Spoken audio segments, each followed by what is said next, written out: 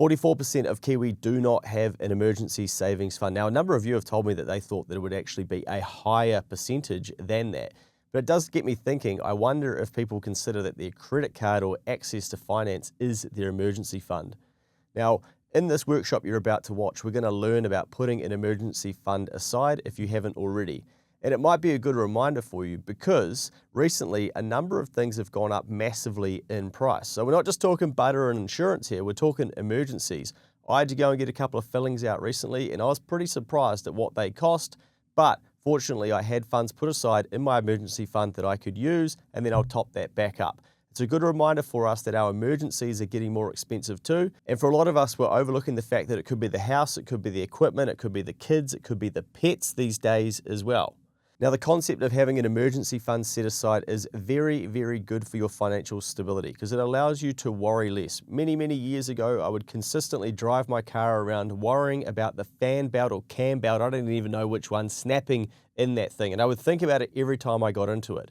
Now, if I had have had an emergency fund sitting there or was better with my money, I probably could have just addressed that with a mechanic and got it sorted. But instead, I continued to worry about it. So the idea of an emergency fund is to have some liquid cash there to allow you to deal with any emergency that pops up. Not to have to rush off to the debt dealer to borrow money to then be able to pay back that emergency.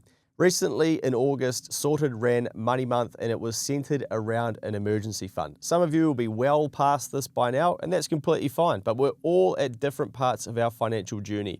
So if you want to learn how to put an emergency fund together and get going on that path, then you're going to hear about this over the next hour or so. It's a great resource for you to finally get this sorted. And remember, it can take some time as well, and that's okay.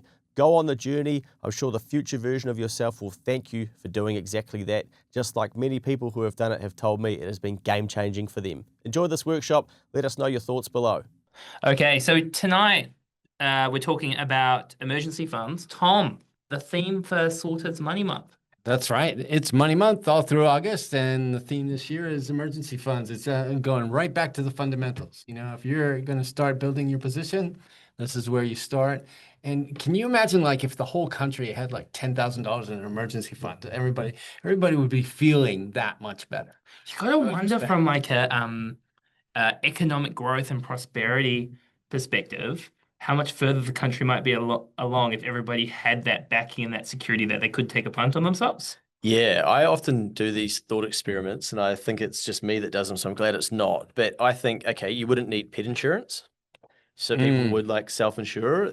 They would drop some other forms of insurance. You would, and what does that tell us? Well, that tells us we're then more comfortable with risk happening in our life because we've prepared for it. Yeah.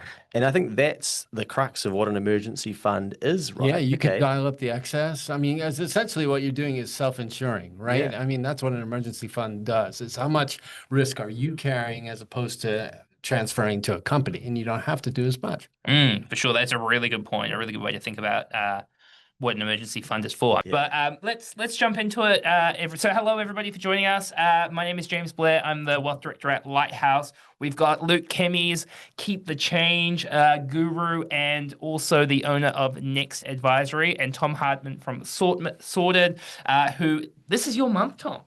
This is the month. We can have the rest of the year, Luke. This is Tom's month. Yeah, Tom, you can have the rest. Let me ask you, we're halfway through Money Month. How has Money Month gone so far? Oh my gosh, we are halfway through crazy. already. I can't believe it. Look, I'm always really glad that we can have a collective sort of approach to this focus on everybody trying to lift, their skills with money, but also their position. And this time around, because it's emergency funds, it's really about resilience. And anything we can do to lift people's resilience in that financial space is a good thing. So really glad for Money Month, that we have a whole month for people to do that. The, focus in the media has been good. It's been negative. I will say that, we would have liked it to be a lot more positive because we know that people with emergency funds, they feel a lot better about their situation, but a lot of people are doing it tough now. So I've been thinking, well, this theme, it's kind of controversial. On one hand, the economy is not doing that great. So should we be focusing on emergency funds now, or should that be when things are better? But at the same time, it's really easy to land this message because everybody can see the need for it, and they can see that long-term money being spent on short-term needs as well, KiwiSaver hardships. Well, I get fired up with this because I think, there's some people that will complain about, Money Month being focused on having an emergency fund when it's so important now in 2025. If you told them in 2021, they'd be like, oh, come on, man, I'm going to put it into this meme coin instead. What do you need an emergency They felt fund? bulletproof, right, back then. No one would have listened. Yeah. I want to have dinner with the president of the US, so I'm gonna go buy my Trump coins. Okay, well let's jump into it. So we're gonna talk for maybe 40 minutes or so, and then we're gonna also have the Q&A. Try your best to put your questions in the Q&A, not the chat, just so we don't lose them, and then we'll answer them all at the end. Also, shout out to Ravi, who's on the slides in the background. It's been a long time since Ravi's done a presentation with us, so very cool to have him in the background. So just a quick little bit about Lighthouse before we jump into it. So Lighthouse, we have accountants, mortgage brokers, financial advisors, insurance advisors, and a property team. Our mission fundamentally is to help Kiwis secure their financial future. Very hard to feel secure if you don't have that protection strategy, which an emergency fund falls all under. There's also like having a will, which only 50% of Kiwis have, the right life insurance, some health insurance, making sure we're saving for our short-term goals, all of those components as well. But fundamentally, we believe education plus action equals financial freedom. Luke, a lot of people like to do the education bit, but never get around to doing anything.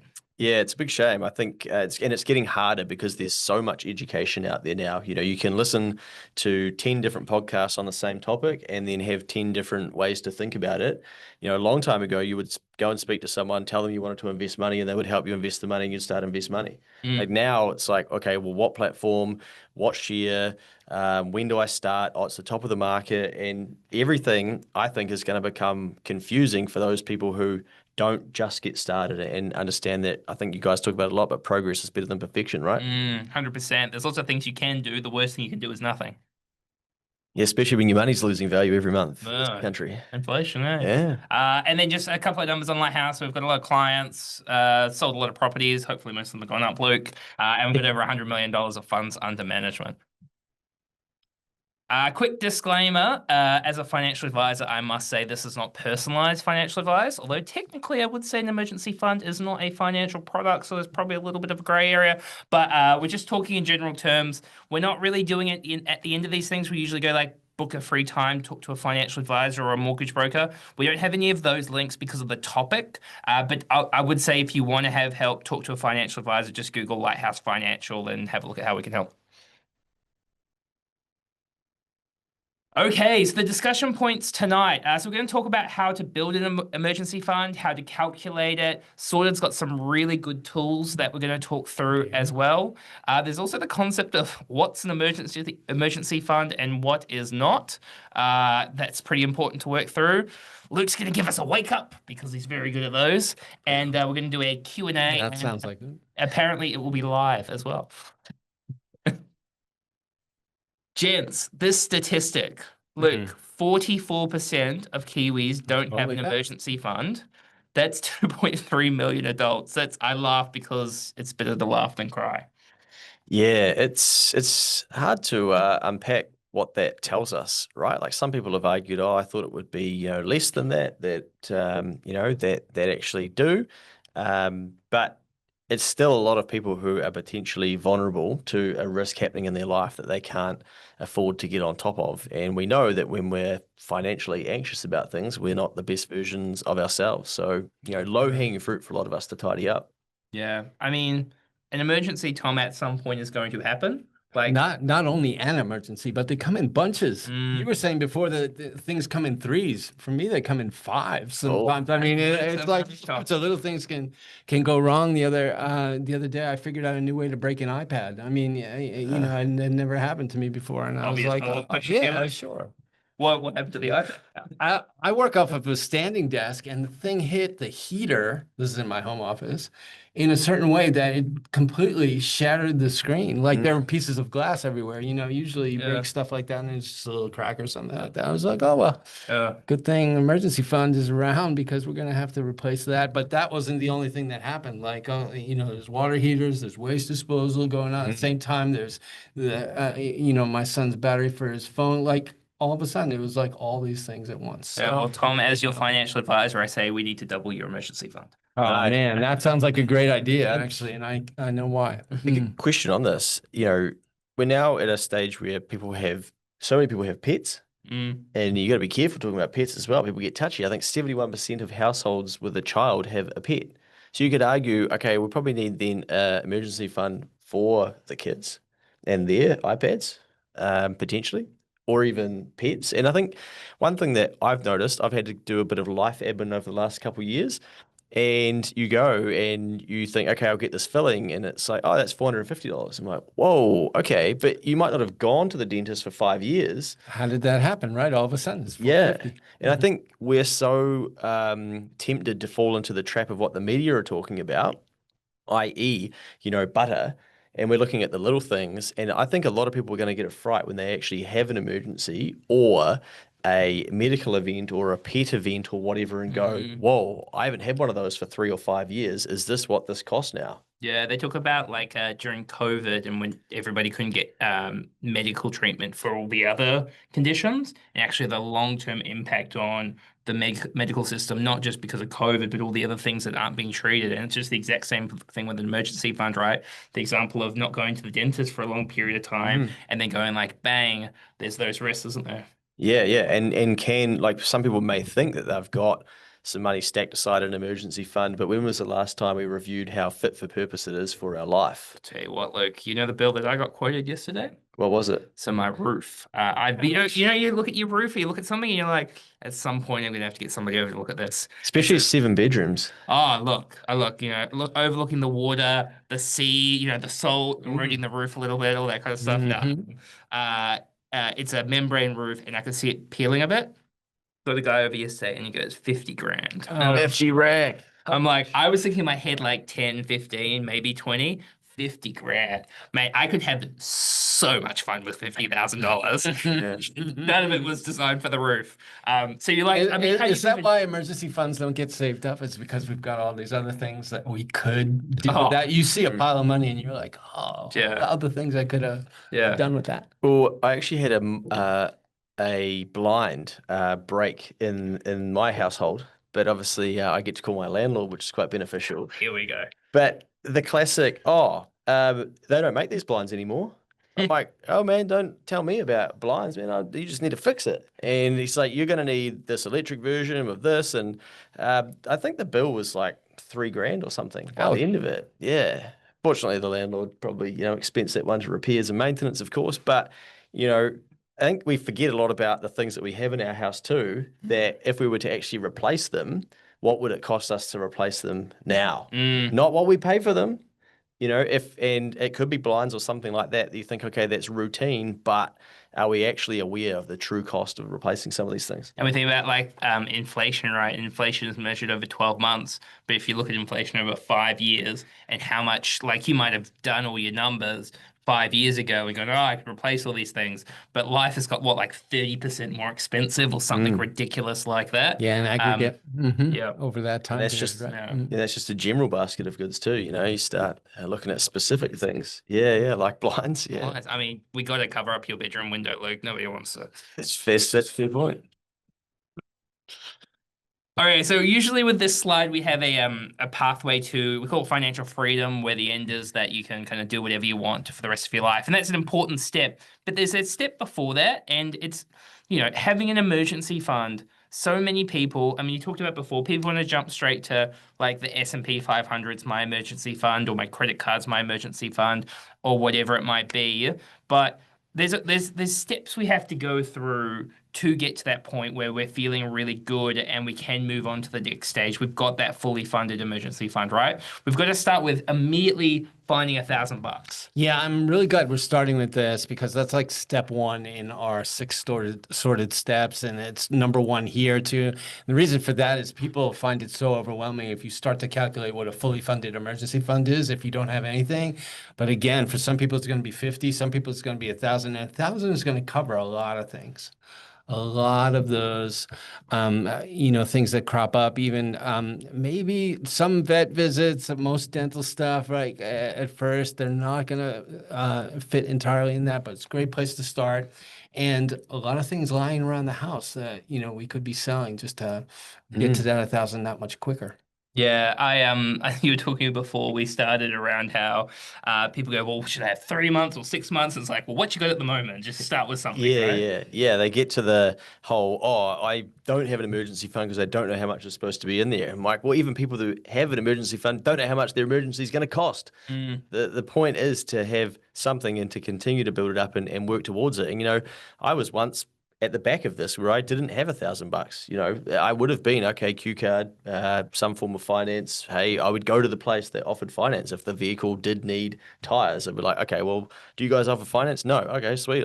Can't shop here because I wasn't this person. And now I'm fortunately well down the path. And it's very hard to articulate the freedom or the feeling that it gives you, to not have to worry about these things, but to also have the reference point of once worrying about the stuff and knowing, that you're driving your car worrying about shit, this warrant of fitness, what's going to happen? Is the tread on my tire? What's going to happen? And I got a warrant the other day in my car, and basically they were like, oh, it's 1 mil under, you failed a warrant.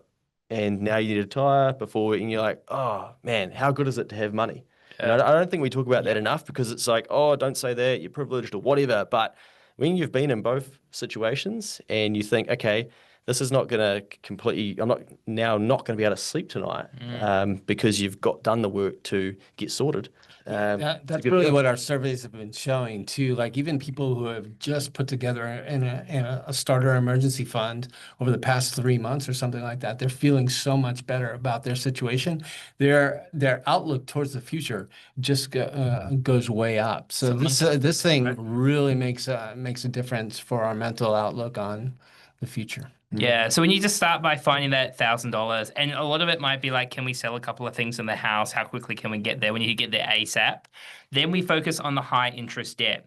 I mean, a lot of those Q cards, credit cards, we can easily be talking about like 20% plus in interest, and you're just on the treadmill, not going anywhere. We need to knock through that debt as aggressively as we can. Otherwise, you're like a slave to that debt forever, right? Yeah, yeah. I actually had a DM from a young fella recently, and he was telling me about how he got into credit card debt, and he was like very aware of his situation. And I said, man, he was asking for advice. It's like, bro, I think you know what the answer is. You're gonna have to go on the journey and pay this down. But he was sort of like acknowledging it. And then I said, oh, but like call the bank, and I mean like see what your options are.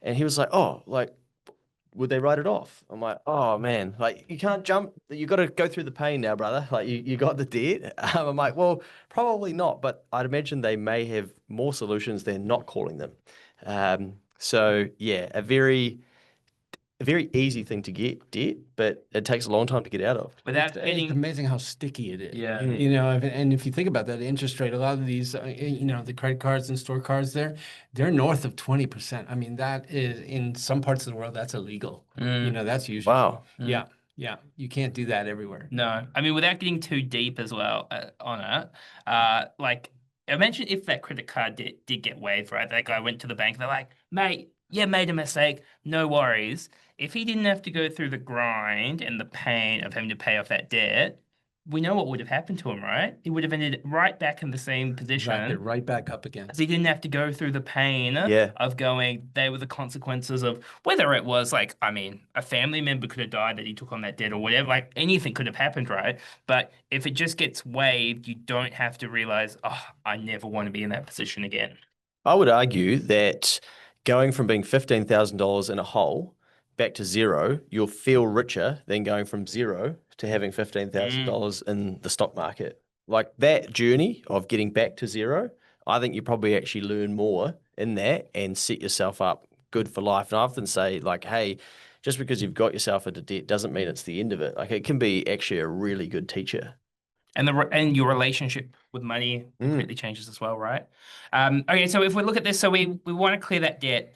Then Tom, you made a comment about I guess insurance as well. I would 100% agree that an emergency fund is a type of insurance, but we don't want to have. We literally can't get rid of all of our insurance needs, right? Insurance is essentially transferring, in some respects, part of your emergency fund to somebody else, right? Whether it's your house insurance or your car insurance or your life insurance or your health insurance, whatever it might be, because some things are just too big of a, hill to climb by yourself. Yeah, and I mean, if all of us, if we were crazy rich, you wouldn't need insurance. You just cover yourself. If you had $40 million in your back pocket or something like that. But we don't. So the balance between self-insurance, your emergency fund, and insurance that you transfer over to the company. I mean, the emergency fund basically allows you to dial up that excess too and carry it just a little bit more. That makes that other insurance that much cheaper. For sure. Yep. Yep. And I mean, like when we're looking at clients' health insurance and those sort of things,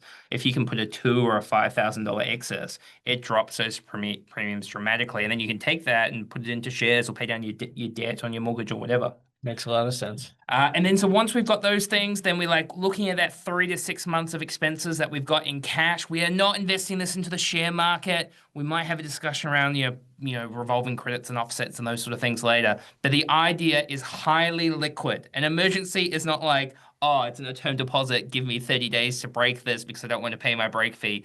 It's not about making a return on the money. It's about allowing you to walk down the street and going, oh, mate, Tom over here, when 5 things happen to me, bring them all on because I'm still standing. And then we get to get on to the fun stuff in terms of investing to shares and all that kind of good stuff. So, Luke, what is an emergency? Well, we've got some examples here. Last minute flight for a family emergency. Been there, done that. I tell you, it's a great feeling being able to afford that too, because you can actually I shouldn't talk about that, but flights on an emergency card, because I've done that. Burst pipe flooding the lounge. That's one for the landlord for me. Fridge dies and needs replacing. Car fails the warrant of fitness. Very recent for me, and that needs fixing. Root canal. Mate, this is pretty much just about you. Yeah, who had the notes on this? Yeah. But we're Emily following you for the last 3 weeks. Oh, actually, know something I don't. Job loss or sudden pay cut. You got to talk to Phil in the morning, by the way. I don't know what it's about. So you're gone. Middle of the night vet visit. But even just on because what happens when you can't sort the car, when the car fails the warrant of fitness, they do the old you've got 28 days. Well, you're going to give yourself 28 days to try and sort it, but you sit there in anguish for 28 days, and then you get to the end of that 28 and you haven't sorted it, and then you go, well, the car's still driving, so I might keep driving it, and then you drive it with no warrant, and then eventually, bang, you do get caught, and next thing, you've got an even bigger expense because you haven't dealt with the issue at hand. The one that really screams out to me on this list is the job loss or sudden pay cut, where, I mean, the amount of people we talked to last year, and I'm probably the same on the business side for you, Luke, where businesses have gone through restructures, redundancy rounds, and so many people, if they didn't have an emergency fund, where they've got families, they've got mortgages, the amount of pain that they can be in. Small side rant. One thing we have seen an uptick in is the people wanting to talk about redundancy insurance. Now, I got to say, so we give insurance advice here. I hate redundancy insurance because redundancy insurance is expensive and it pays you out for like 6 months and you've got to wait so much time. Yeah, there's a stand down period, right? And if the insurance company can find a link that your business was thinking about making redundancy cuts, they won't pay either. There's like a 6-month stand down or something like that on it as well. And if you think about what redundancy insurance is, it's really going, I don't have an emergency fund, because it's only going to pay you, they'll only pay you for something like a year or something like that as well, is going, if you have an emergency fund, you never need redundancy insurance because your emergency fund is your redundancy insurance. Well, I probably shouldn't say this, but I almost feel a bit the same with pet insurance. It's the latest wave. And I kind of think, like Tom said before, if you won lotto, would you actually have pet insurance? You probably wouldn't. I gotta say though, Luke. So I've got a pug, right? Yeah, okay. Well, there's problem one. Yeah, Sorry. I gotta say, I got a pug. We go to the most expensive vet, I'm pretty sure, in the country, in Parnell. Ouch. And Problem two. Yeah, we fell number 2 on the list for most money spent at this vet. So I think we knocked up 12 grand. Is that a leaderboard? Oh, not a leaderboard, you want, Tom. So thank God we had pet insurance because I don't know if the dog would have survived. Tough Well, boss. on that, I had so many people tell me, no, you're wrong, because they've had the exact same situation. They're like, it's my pet insurance has been covered for, and I'm thinking, okay, that's great for you, but statistically, I'm like, okay, this then doesn't work. The insurance company will eventually fail, or everyone's premiums are going to go Yeah. up. But they're doing a great job to get so many people on board with their, their Unrelated. My pet insurance premiums have gone up a lot. I don't know why. I don't know. They only go in one direction. Yeah, that's right. One Direction. Yeah. So, speaking of One Direction, Tom, I know you're a big One Direction fan. Is going to a One Direction concert acceptable for your emergency fund?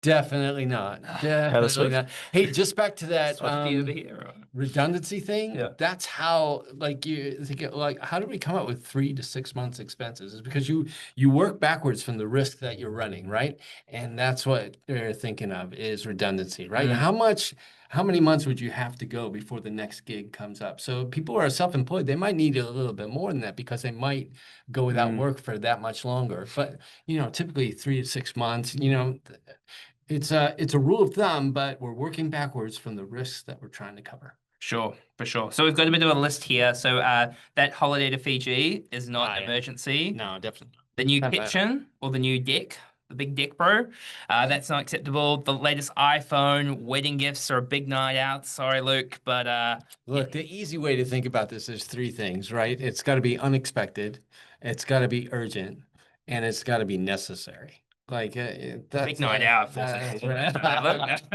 Of course, people have different ideas of what. Trading in the car just because. Surely you've got a few self-employed clients that are like, just because that Hilux needs to be upgraded. Mate, honestly, you get the old like, I heard from someone that like it's best to trade your car in at the 3rd year. So I'm now going to go from the 30 grand car to the $70,000 Ranger. It's like, let's just get this business going a bit better first. Yeah. I don't know where all my profits go. Yeah, I got all these expenses. I think it's my subscriptions. Yeah. Cool. Okay, so let's talk about how to build an emergency fund. I mean, fundamentally, Tom, this isn't rocket science, is it? No, you can do it in a couple ways. Like we were talking about selling stuff, or Luke's big on side hustles, and we are too. Like it's sort of like them a lot. But the other way is just funneling regular money into a separate account automatically, set and forget, and the thing grows behind the scenes, and then the emergency hits, and boom, it's there. Yeah, Luke, what tips would you give to somebody who's like knows they're not very good with money? How do they kind of save towards these goals where maybe that if it's there, if they can see it, then they're more likely to spend it? Yeah, maybe a separate bank account that they're not going to log into, or something with a bit of friction, but still accessible. And then an automatic payment, and the day of or day after your pay. Like I still do that, and I'm now a millionaire. Like, let's put it that way, right? Congrats. Yeah, thank you. It's not worth much anymore, but it's like anyway. The day I get paid, poof, there's an automatic payment that goes out, and then like one weekly to make sure that these investments happen. But it was the same thing when I tried to clear my credit card. The day I get paid, hello Westpac, can I please decrease this limit by $500? And it's the same methodology. Yeah. And I think we overcomplicate it because we don't feel like we have enough money for it to be worthwhile, but build the habit, $1 to start with, just to set up the framework, and then slowly increase it, and and just stick to it. And it can take time. And the hope is that you get there before the emergency happens. Yeah, that's right. And it's quite possible, Tom, that you actually do a really good job and do save some money, but that emergency happens halfway through, right? And it's mentally quite challenging because you felt knocked back and you're like, I've built all this momentum and now look where I am. But that's just part of the journey, right? Well, I think like we need to give ourselves permission to use our emergency funds when an emergency happens. If it hits the criteria, I mean, you shouldn't feel bad about it or something like that. It is true that every time you let go of money, it hurts. Yeah. Loss aversion is real. But that helps us to hold on to our emergency funds. But when it's time actually to use it, though, you got to feel good that the money's there, because it feels a lot worse if it's not there. Yeah, it's a good point. We often talk to clients when they're doing well about celebrating their wins. I think Kiwi people are really bad at doing that. And I think the risk is you build up $5,000 emergency fund, the emergency happens, it's 2, and you still go, oh, I'm going to put it on this finance because they're going to give me 6 weeks and then I won't have to let go of the whole $2,000. It's like, no, celebrate the fact you've got the 2 rack there, bang, and you don't need to fill out a form for the credit and do all this stuff. It's like you're becoming a different person. And that's the win is going from 5 back to 3 hurts, but what would have hurt a lot more is going from 0 to -2 and going, oh, I've got to find $2,000 within the next 24 hours. Yeah, and then knowing that you're in debt, Yeah. like Yeah. feeling that. Yeah. And you don't have the discipline of regular savings and paying off the debt, and you just make the minimum repayments. And then it gets hit with 20%, and Oh. then a year later, I mean, just go deeper into that hole. Yeah, for sure. So Tom, there's a question. I mean, you talked about 3 to 6 and how to work that out. I mean, obviously, Money Month being about emergency funds, how do people calculate what the right emergency fund size is for them? Yeah, people's situations are incredibly varied. Now, lots of times with advice or with some of your clients, you might find they're a little bit more of the same. But we're trying to reach everybody in the country, and what we're finding that people need to look at the risks that they're running, and and also the other thing I'll say is you can do this as a collective too. We talk about you can do it as a household. You could do it with friends. You could do it with whānau. Is basically build emergency savings so that when something hits you as a group, you can help each other too. So lots of people solve it that way. So the answer to your question might be different, but really to start with the risks that you're running, see what it'll take to cover them, and then start to squirrel that money away to build it. I see where Tom's going with this. He's going, you and I only have 3 emergencies at a time. He's got 5. Let's have a We're group pulling. thing. Yeah, let's do it right now. Get more often. Yeah. Gotta pay for the iPad. Yeah. I mean, so Tom, on the sorted website, which will Yeah, we'll- there's a couple of good tools that we've got on there. One is our budget planner, because essentially what you're looking for is surplus in your budget, and in order to funnel towards emergency savings.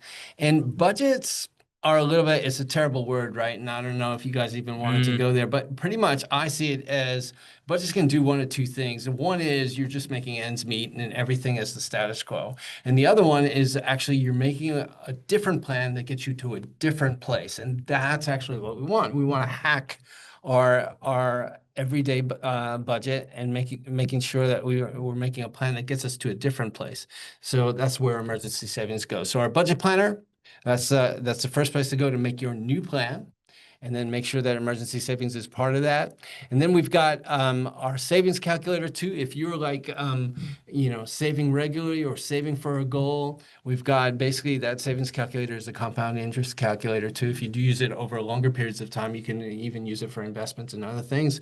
But really, it's about how long is it going to take you to 3 months of expenses? How long is it going to take you to 6 months? And then work backwards from that. Or how much can you really squirrel away every time you're paid automatically? And how much is that going to add up to in 6 months? Yeah. One thing that I think people need to remember is that if you have a time of your life where you're not working for 3 or 6 months, don't expect to have the life that you currently have now. So this is what I see people tripping themselves up with. They see this and they go, oh, who can save 3 to 6 months of their income?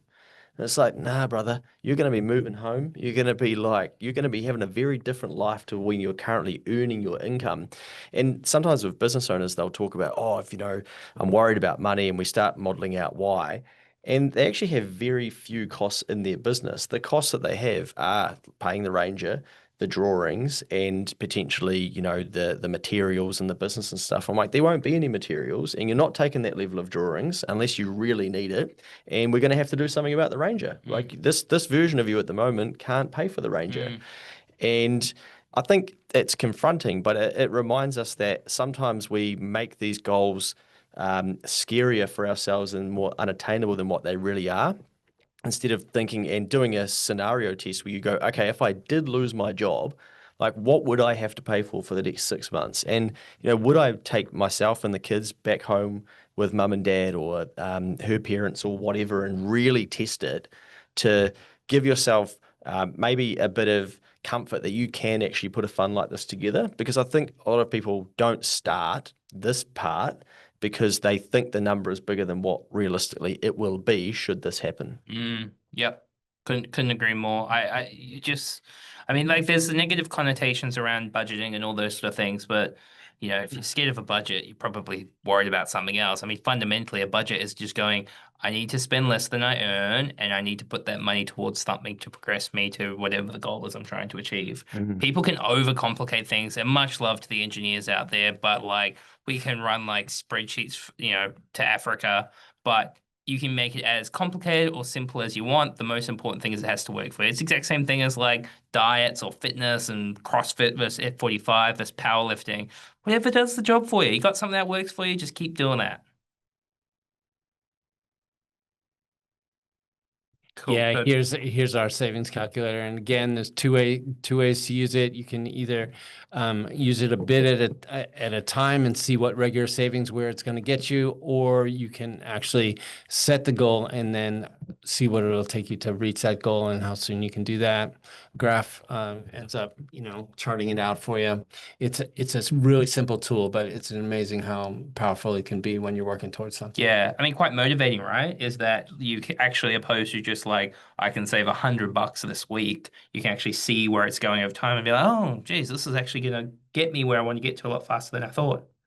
Totally. I always like to say the only reason I'm not very good at money at all, but the only reason why I get by is because I can automate. Nice. And if you think about it, that's why the tax system works. That's why KiwiSaver works. It's because that money is out of sight almost immediately, and the money has a job to do. That's Each a dollar is that's a wild thought. Imagine if like tax wasn't automated. Oh, mate. Well, for some business owners, it's not, it's right? not, right? Yeah, it's a Yeah. disaster. It's really hard. Just So why is there gonna be so much anxiety? There's $8 billion owed to the IRD. Yeah. So Could be a lot more. for some of it, it's not automated. Yeah, it probably actually is higher than that at the moment too. Yeah. Yeah, cool. And the other cool thing about this tool as well, Tom, is that you can like log in, save your information, then go back to it, right?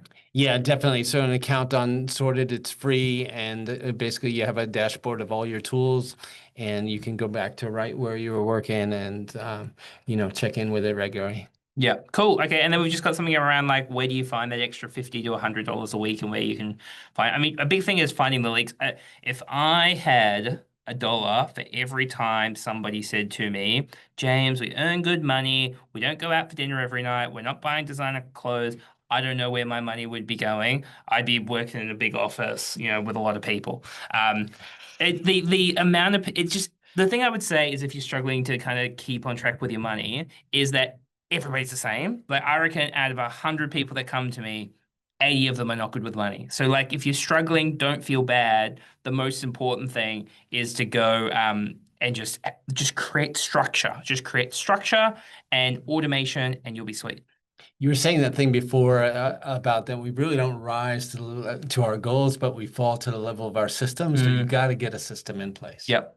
I think the other thing, look, if we are going to be like straight up as well, probably the other big piece is your income needs to be at a certain level. Like while we're talking a lot on the expense side, you do need a plan for your income and a plan for your career. Because sometimes I talk to people and I'm like, your expenses are reasonable. You need to earn more money to get ahead. Otherwise, we're just not going to get where we want to get to. Yeah, 100%. And I'm not just getting my phone out because I'm bored. But I just thought maybe I'll read this because I'm pretty sure I posted it on LinkedIn today. But it was a message that I got, and I think it almost like they've taken this to the extreme and achieved a lot. But they came out of a tough relationship, let's say, and they started doing cleaning, like just window cleaning to start with. I won't read the whole thing, but basically got myself fully off of the sole parent benefit within 12 months. Wow. That's a skill that they could identify that they could do. Airbnb'd the shit out of my house and took the kids to live with my parents when we did so. This is somebody who has a clear goal and who wants to make it work, right? And it's almost you sacrifice. Yeah, you read this and you're like, man, what's my excuse? Like this makes it sound so easy. Fire sailed everything we owned and didn't need through Marketplace/Trade Me. Okay, great. We've got that there. Started stacking as much as I could into a share platform and have built up a nice base, which I'm loving watching compound and dollar cost averaging as much as I can to buy future choices for myself and my kids.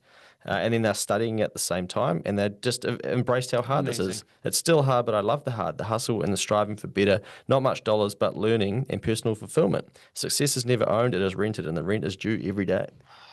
But it's a good summary, right? Of okay, that person can do it. They've got a lot of reason to do it. They've left a relationship, and so I've got these kids, and I need to, you know, that they mean enough for her to figure this out and do this. Sometimes I think we, as just talking before, it's like, okay, well, we're not forced to do this, and we know we can fall back on debt or credit or whatever, and so we don't take it as seriously. But individually, I think we have to find it in ourselves. What's the meaning for us to actually go around the house and sell all the unused stuff? To think about increasing our income, to go, you know what, it's okay if somebody does go into my top drawer at our house this weekend. We're making $3,000 Airbnb it out for the long weekend. Yeah. Is that worth more to you than, oh, what if they go into that room or whatever?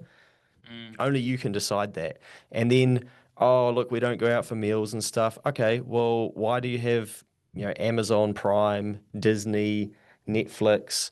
What are you doing? I mean, the bear on Disney, I'm like halfway through. I can't give that up. Okay. But, you know, what are you then Rick doing Smith in that me? time? Oh, crazy story. Back to back to back. Anyway. What are you spending that time, you know, doing? You know, you not only are you giving the money over, but you're basically giving your time to those platforms as well. And we make sense of all of this stuff. But then when somebody stops and says, hey, let's make sense of stacking an emergency fund, it's like, oh, come on, mate, you know, like not in this environment. Well, okay. Here's the other thing. Like, if we don't do this, what we're ending up doing is rating the long-term money, right? If you have other goals, the thing that protects your progress towards those other goals is an emergency fund, because, you know, I see all the people going after the KiwiSaver money, which is accumulating there, you know, and going for hardship. And these are legitimate emergencies. Like, there are legitimate reasons why somebody should be doing that. But imagine if you had an emergency fund, it would protect that long-term progress that you really need to be happening. There's still a cost. That story that you just gave for that lady, my main takeaway was not imagine the compounding returns on the investment, the compounding returns on that kind of mindset. That if she kept that mindset, she could dominate the world in 10 years, right? Yeah. Like that is a like scary, like I'm going after it. Well, very impressive. You know, part of it, she says what she's studying, and I put it on LinkedIn. I've had 3 people reach out, been like, mate, link me up with them, I'll give them a job. Yeah. You know, and I think it just reminds us there's whole, unemployment's high and things are tough and whatnot. If you got the right attitude, I think we've forgotten that word attitude in this country a little bit. You know, like a good attitude is still very, very sought after. And if anything, it's more desirable than ever. Oh, I mean, I can teach from a financial advisor perspective. I can teach anyone to be a financial advisor. Can I teach you to want it or to like be organized? They're like very hard skills to teach somebody. Yeah, and like you know, with this too, your attitude towards your emergencies, you're going to pass them on to your children. And hey, we might not like how we're currently addressing it, but maybe that's the wake up call for us to go, okay, well, I don't want to then pass this on. It's a great point. It's a great point. Just the other day, my daughter was filling up a tire in her car, and she found a nail in it. And she, you know, asked the mechanic to fix it right away, $50. She said, Dad, it cost me $50. And I was like, did you use your emergency fund? And she was like, oh, I didn't realize. I was like, you should be proud. You had that emergency money and you were ready to. And so it was an aha moment. Very and she cool. was able Very to cool. And to be teaching your daughter at like that age, those skills, right, that she can keep with her for the rest of her life. I mean, the impact is huge. Yeah, she's a good saver, but she also, you know, is risk averse. You know, she's owning a car for the first time, and she's learning what can happen if you own a car. And a lot of these emergencies, you know, that come up are car related. Very cool. So we've just got some other examples within there of all the other things that can pop up, right? And they're just things you have to get on with. But so there are tips when it comes to an emergency fund. We're just about to jump into the Q&A. Just a couple of plugs because you know your boy can't help himself without a plug or two. So checks and balances. If you haven't subscribed to checks and balances, what are you doing with your life? So me and my best mate Mike's a little bit jealous of hanging out with Luke tonight. Don't worry, Mike. I saw him walk past the restaurant. Oh, look. Yeah, he didn't even look at it. Yeah, single tear in his eye. Papa, you coming over? So make sure to check it out on all the channels. We just had Nicola Willis join us, which was a very cool discussion. And she talked a lot, actually, gents, about not putting the economy on the credit card, which I could certainly relate to when it comes to Money Month. Very cool. Well, I won't. And then, yeah, of course, keep the change if you haven't tuned into one of my lessons. Yeah, do that, and yeah, you either come back and listen to 500 more, or you'll never come back. But I won't be offended either way. So, yeah, Spotify, YouTube, They always and come back, right? I think I average 1,000 unfollows a month. You've been doing this for a while, though. I mean, yeah, Yeah, you yeah. must have a loyal following. How many episodes have you got on there? I think I'm just about to go past 700. Yeah. 700. But again, it's like this stuff, right? The number is so large that some people are like, I'm not, like, where do I start? So I won't, But bit if I only had, overwhelming, yeah. if I deleted 630 episodes, some people might be like, oh, epic, I can get through this.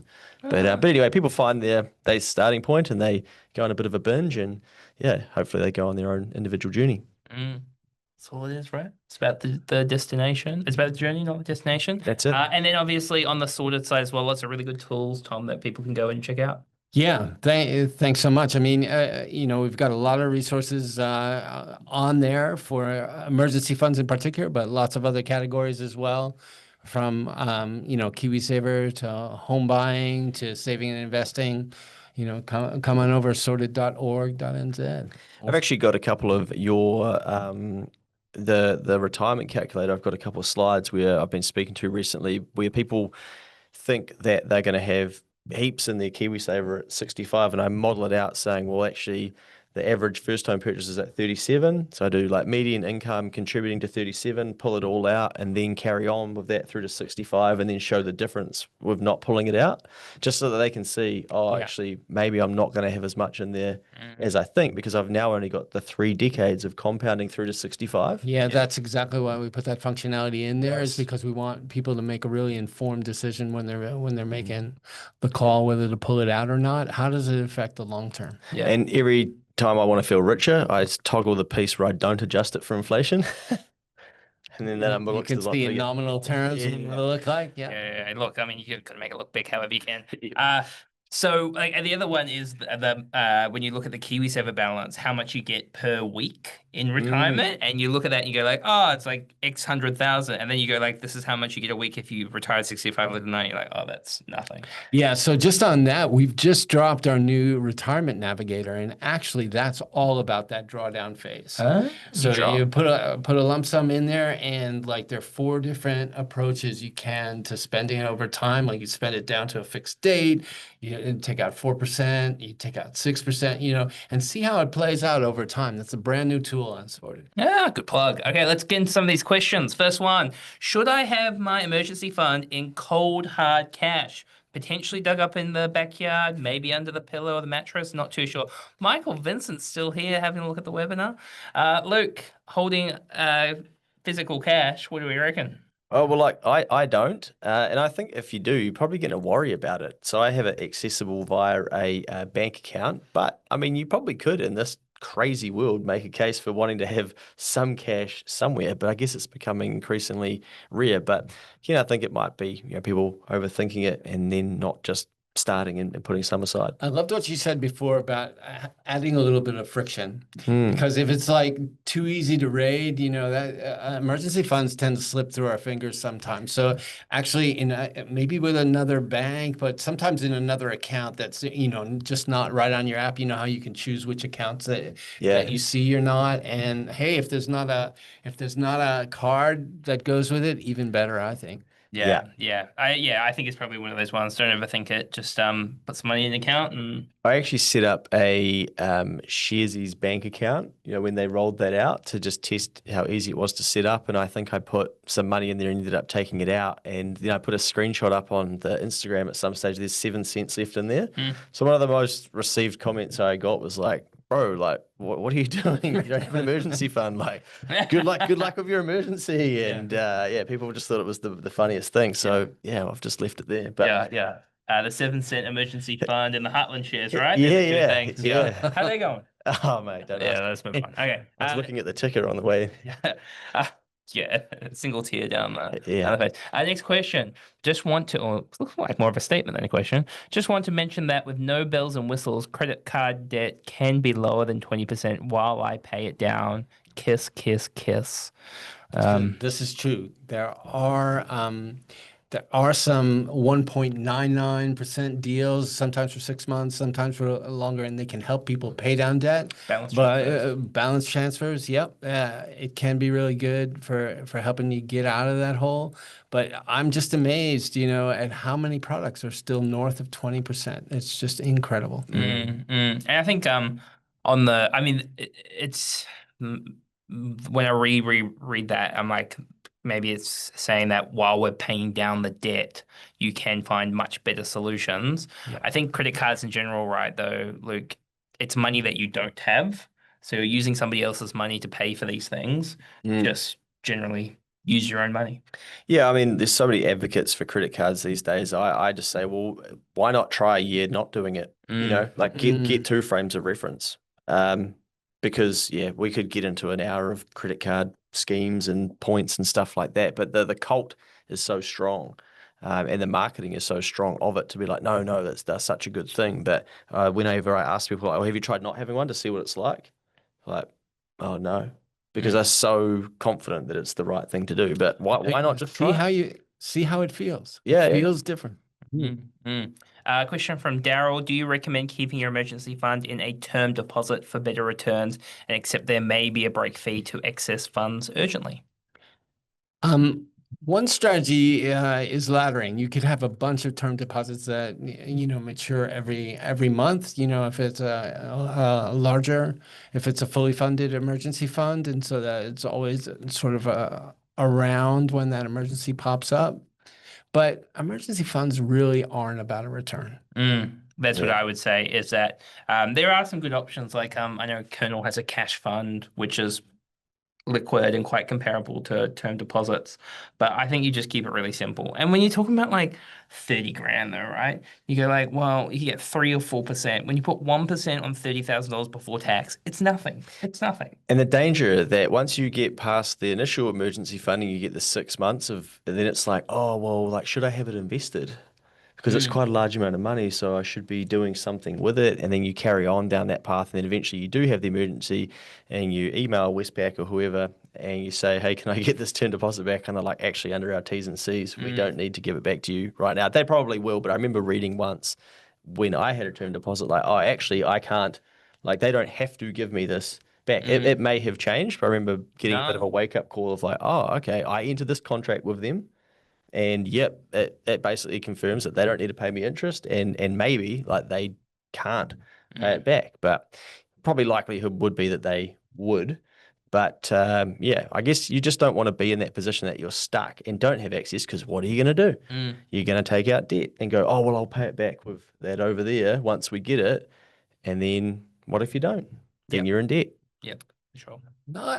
It's not just that you might go into debt, which could happen, which is bad too, but you actually will not be able to focus as much on the emergency. Like having that emergency fund ready lets you focus on what's really happening as opposed to how to pay for it. Yeah. Like one of my colleagues, the washing machine just completely died, and she was like, it's the best thing to have that emergency fund right there, because all I had to think about more was the machine at home and transferring it out and all that stuff, not how to pay for it. Yep, 100%. Joe did clarify that it was about paying down debt on the credit card. Good job, Joe. Next one is Emily, who has not worked out her dinner plans yet. Emily, I hope you've made some progress since the start of the webinar. Emergency fund versus side hustle fund. What are your thoughts, Luke? I don't even really know what that means, to be honest. That's why I asked you. Oh, okay. Yeah. Well, the side hustle or any form of increasing your income is then used to aim towards achieving a goal, right? So it might be your emergency fund to start with, and then it might be, investing or saving for longer, or donating money to charity, or whatever it is that you're hoping to do. I wonder if they mean, instead of having that money set aside for emergency, investing that into a side hustle. Yeah. Like buying some camera equipment or something to do. Only cans or something, I think I read as a thing these days. I'm not sure what that is. Taking photos of cans and putting them online. I'll put my sub in the thing, in the comments. No, I'm joking. While that the side hustle could potentially generate more income, the emergency fund is the priority, because if you can't use a camera to pay for a new washing machine. I also think like side hustle, people overcomplicate it. Like start from nothing. you might go, oh, well, how do I mow someone's lawns without a lawnmower? By using their lawnmower. Well, what do I do with the glass clippings? Put it in their rubbish bin. Like, oh, okay, take that money. This is what we do in business. Like, we make money and then we reinvest it. And then we build up confidence. And sometimes some business owners go, you know what, I'm going to borrow money and I'm going to scale this up and I'm going to repay the debt. Others go, I'm not comfortable doing that. I'm going to grow slower. I'm going to continue to reinvest my profits. A tradie might go, well, I can't afford the van, so they will get finance for the van. And I think a lot of us are looking for reasons that we can't make money, but there is actually, so many different ways that you can make money without any money, but you get taught stuff like you need money to make money. And it's like, yeah, okay, that's cool when you're talking about investing and stuff, but you can still make money from absolutely nothing. And then you can take that money and roll it into the thing that maybe you want to do. Yep, definitely agree. Okay, we've got a few more questions that have built up. What bank account should I put my emergency fund into? Should I put it into a savings account, term to top deposit, put it into an investment account worth considering? I think we've tackled a lot of these already, so stay away from the term deposits. Make sure it's liquid. Definitely stay away from shares. It's not about making a return. It's making sure the money is available. If you have an emergency at the same time, the share market has an emergency, that would not be good. An old version of me would give my money to my sister because I couldn't be trusted with it. So that was my answer. Yeah, that separation helps. Yeah. It might be in somebody else. And I would say to her, like, if I have an emergency, you're going to need to give it back, and I could get it back relatively quickly. But I didn't want to have access. Now I'm in a position where I just have money sitting there, and I don't think like, oh, look, it's sitting there, I should do something stupid with it. But an old version of Luke, that's exactly what he would have done.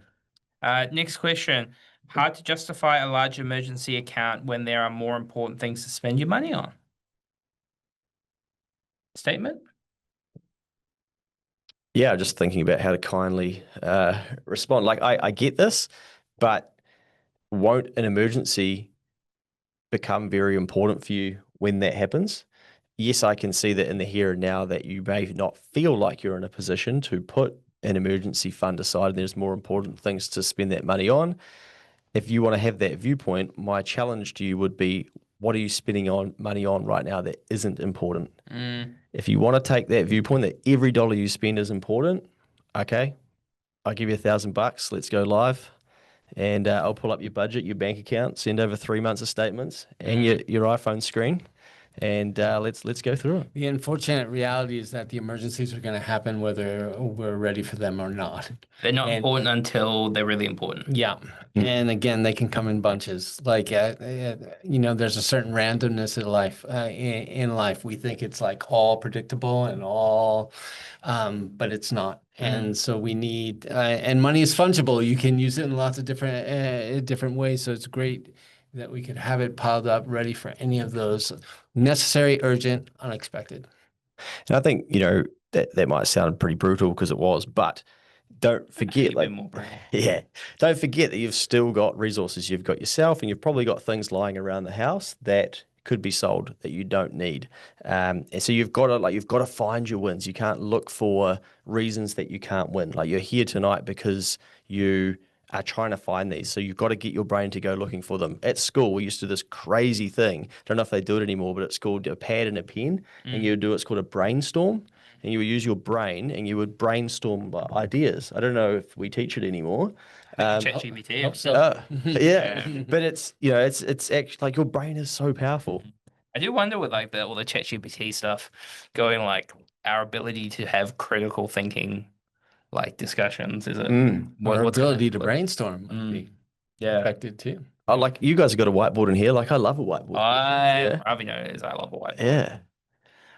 Okay, next one. Should I pay my debts down first or should I save for my emergency fund while paying my debts? What is the best way to deal with this? So we had that slide before where we talked about $1,000, you need $1,000. Then we focus on the high interest debts, knock those out. Then we go back to knocking off the rest of the debt. If you just put all of your money towards the debt, that's great until there's an emergency fund. So we need to have like a small buffer to start with, right, Tom? Yep, definitely. We start people off on that starter emergency fund so that you don't have to rely on debt when something happens. Cool. And I'll add the brutal element, like, do both and speed it up. because you're Yeah, ideally. you're in debt and you don't have an emergency fund. We've got two forms of risk. So like let's get on top of both. You know, what other ways can we increase income? What expenses can we cut out? How can we do this and do it faster? Like shorten down the time frame and crush it, and you'll be a completely different person on the other side and be much more powerful for it. Cool. So, got a couple more questions that are both bangers around revolving credits and offset accounts. So, this is to do with your mortgage, where essentially, when it comes for homeowners, you can split off part of your mortgage into pretty much a giant overdraft, where it might be, I don't know, 20,000 or 50,000 or $100,000, whatever it might be, and go, I'm going to put my savings into the revolving credit. Let's start with that one because I need to have, opposed to having a savings account and having a bigger loan, I want to save the interest costs and then the money is still available. In theory, makes a lot of sense, right? I'm paying less interest costs. I've still got the money available. The fundamental problem is we will set up a revolving credit for people and it'll be $20,000 on. They're like, Luke, I'm going to smash through this revolving credit over the next 12 months. I'm going to stick to my budget. You're going to be proud of me. Then you catch up in a year's time and I'm in the exact same position. I started with negative 20,000. I still have negative 20,000. So the fundamental problem is revolving credits, the math stacks, like credit cards, the math makes sense. The problem is humans and our behavior and where the average is. And it's not good or bad, but it's just going, most people can't really be trusted with these products. And I get it. Like you had a hard day, there's $20,000 available. Could have a bit of fun with that, boys. Yeah, you'd be able to sort a bit of your roof out. Yeah, not a whole roof. Maybe just like a partial fix. Part of Just the poke. less than half. Yeah. Luke, you haven't been told like too soon? Don't poke the bear? Like, Oh, sorry, that's man. still, yeah. That's 50 grand. Yeah, that is nuts. 50 grand. Yeah, how is Yeah. that possible? Oh. Hey, any roofing people out there, if you need a bit of work, Oh, maybe get down a quote. seriously, I'm out looking for 3 quotes at the moment. You have any financial plans I need to write to them to make 50 grand? But anyway, let's move on. Contact us for a financial plan so James can pay for his roof. The next one's offsets. The same.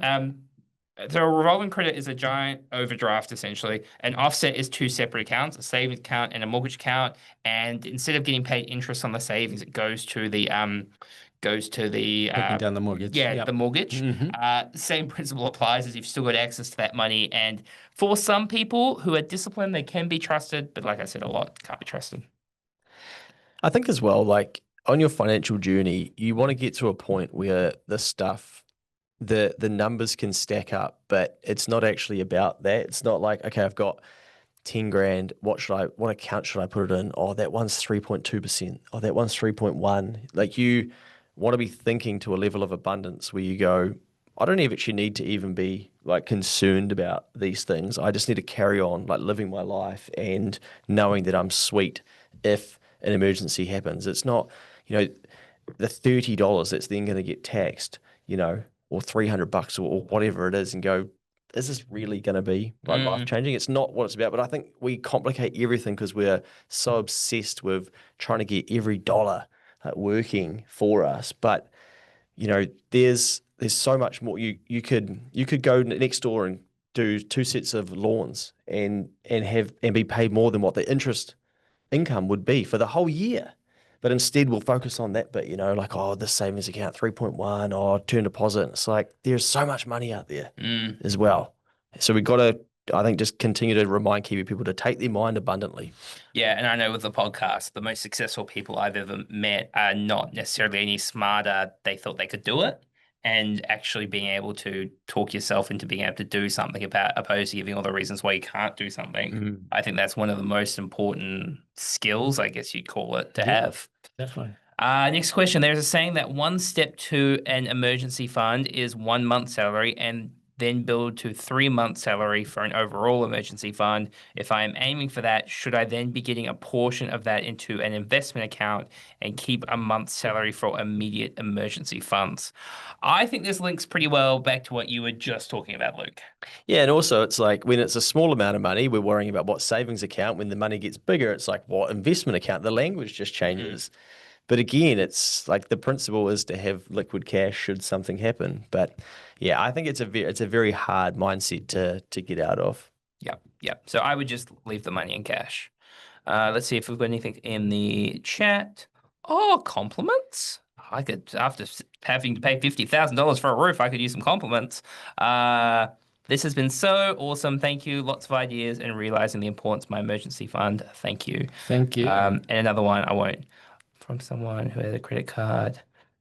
Oh, this might be one. Thank you for the helpful content. For someone who used to use a credit card for emergencies, now to have a wee emergency fund and no debt, it makes you feel a lot lighter. I wish this life for everyone. I think that's a really important point to finish on, Luke, is like we can talk about all the math as much as you want, but getting that off your back and then focusing on, what's next, what are the exciting things, or when things are tough, I've got to deal with these things, opposed to I've got to deal with the stressful thing, plus think about my finances, just makes life harder. Yeah. It's, again, like I said earlier, it's so hard to articulate the difference in the feeling. And I've had emergencies in my life where I've now been able to pay for them purely with cash on the spot. And, one that comes to mind even is having to fly down country, an expensive flight. And my brain is looking at it going, I know that this is a $99 flight, but it's in 4 hours and it's now $499.